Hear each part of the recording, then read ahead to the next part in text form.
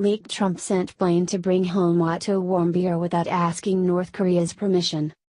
When President Donald Trump learned of American college student and North Korean prisoner Otto Warmbier's dire medical condition, he immediately sent a plane to land in Pyongyang and bring home the 22-year-old without asking North Korea's permission first, says a report from GQ. In early June of 2017, Trump appointed U.S. Special Representative for North Korea Policy Joseph Yun learned that Warmbier was unconscious. "I was completely shocked," said Yun of learning the news.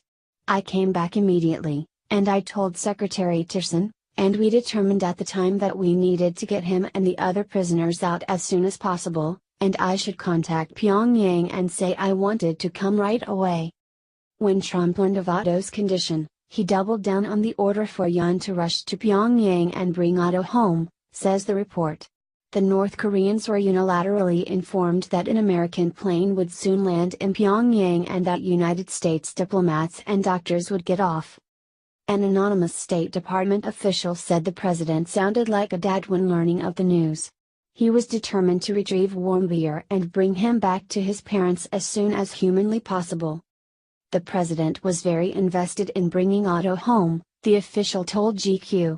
"Listening to him deliberate on this, he sounded to me a lot more like a dad. But, of course, there was risk involved. We were very scared," said the official. As noted in the report, though the North Koreans eventually said the plane would be able to land, no one knew what kind of welcome the Americans would receive on the ground.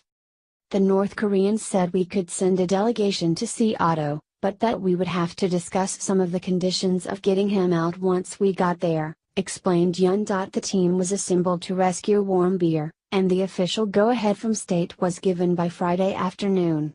When the team landed in Pyongyang, they were met with a busload of soldiers. Yun engaged in several rounds of intense negotiations with North Korean officials, trying to win Otto's freedom, says the report, though he was met with resistance from the North Koreans. After finally getting a chance to see Warmbier, Yun was so shocked by the young man's poor condition that he wasn't immediately convinced that the person he was looking at was indeed Warmbier. Negotiations for Warmbier's release continued into the night, per the report. In a last-ditch effort, Yun told the North Koreans we would leave with or without Otto. "I felt there was no point in dragging on. I was 90% sure they would release him, and that this call would bring an action forcing them to do so." Finally, they agreed to release Warmbier.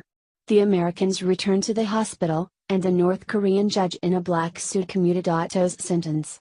Then the U.S. motorcade and the ambulance raced directly to the airport, through open security gates, and onto the tarmac where the Gulf Stream waited. When the plane cleared North Korean airspace, the celebration was muted. The team knew they would soon have to face the heartbreak of turning Otto over to his parents, the report says. The Warmbiers were reunited with their son in June of 2017. Father Fred Warmbier publicly thanked President Trump and criticized the Obama administration for their failed strategy of strategic patience.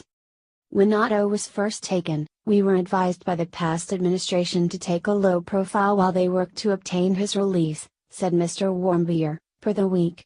"We did so without result. Earlier this year, Cindy and I decided the time for strategic patience was over." It is my understanding that, Special Representative for North Korea Policy Joseph Yun, and his team, at the direction of the president, aggressively pursued resolution of the situation. "I think the results speak for themselves," he said when